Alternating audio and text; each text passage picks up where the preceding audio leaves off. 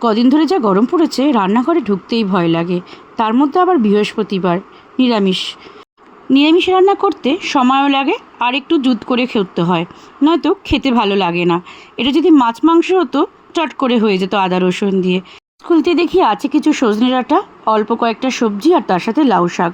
তাই সাত পাত না ভেবেই করে ফেললাম পোস্ত দিয়ে সজনে আলু মাখা মাখা একটা সবজি, আর করেছিলাম ঝিঙে, কুমড়ো আর বেগুন দিয়ে লাউ শাক, যেটা তাড়াতাড়িও হয়ে যাবে আর গরমের মধ্যে খেয়েও একটু শান্তি পাওয়া যাবে। তাই কড়াইতে তেল দিয়ে ডুমো ডুমো করে কেটে রাখা আলুগুলো নুন হলুদ দিয়ে ভেজে নিয়েছিলাম। ভালো করে লাল লাল করে ভাজা হলেই দিয়ে দিয়েছিলাম কেটে রাখা সজনে ডাঁটাগুলো। সজনে ডাঁটাগুলো একটু নেড়ে চেড়ে ভালো করে মিশিয়ে তার মধ্যে একটু কালো জিরে দিয়ে আবার দিয়ে দিয়েছিলাম গুলে রাখা পোস্তটা। এর মধ্যে দিয়েছিলাম নুন আর হলুদ। এই পোস্তর সাথে আমি কিছু কাঁচা লঙ্কাও পেস্ট করে নিয়েছিলাম। বাটি ধুয়ে জল দিয়ে কিছুক্ষণ ঢাকা দিয়ে রেখে দিয়েছিলাম।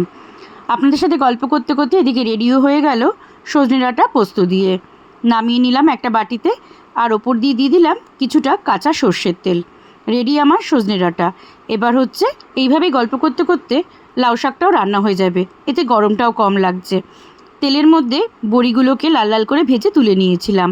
ওই তেলেতেই দিয়ে দিয়েছিলাম কেটে রাখা বেগুনগুলো দিয়ে তাতে পরিমাণ মতো নুন হলুদ দিয়ে নেড়ে চেড়ে ভেজে তুলে নিয়েছিলাম। ভাজা হয়ে গেলে ওই তেলের মধ্যেই দিয়ে দিয়েছিলাম কেটে রাখা কুমড়ো আর ঝিঙেগুলো। একটু সামান্য পরিমাণ নুন আর একটু হলুদ দিয়ে ভালো করে এটাকে নেড়ে নিয়েছিলাম।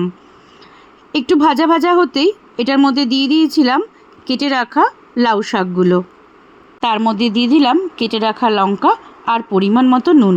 ভালো করে নেড়ে চেড়ে ঢাকা দিয়ে দিয়েছি আবার সেদ্ধ হওয়ার জন্য। বেশিক্ষণ সময় লাগবে না, জল ছাড়লেই ঢাকনাটা খুলে নেব। অনেকটা জল টেনেও নিয়েছে। এবার মিশিয়ে দেব বেগুন আর ভেজে রাখা বড়িগুলো। ওইদিকে আরেকটা প্যানে আমি নিয়ে নিয়েছিলাম সামান্য একটু সর্ষের তেল। এই গরম হতে তাতে দিয়ে দিলাম শুকনো লঙ্কা, সামান্য কালো জিরে। এটা ফোড়ন দিয়ে দিলাম লাউ শাকের ওপর। রেডি হয়ে গেছে আমার লাউ শাকের তরকারি। গরমে এর থেকে ভালো আর কম সময়ে আর কিছু রান্না হয় না। আপনারাও আমাকে কমেন্টসে কিন্তু অতি অবশ্যই জানাবেন এই গরমে আপনারাও কী কী নিরামিষ মেনু রান্না করছেন। দেখা হবে পরবর্তী ভিডিওতে।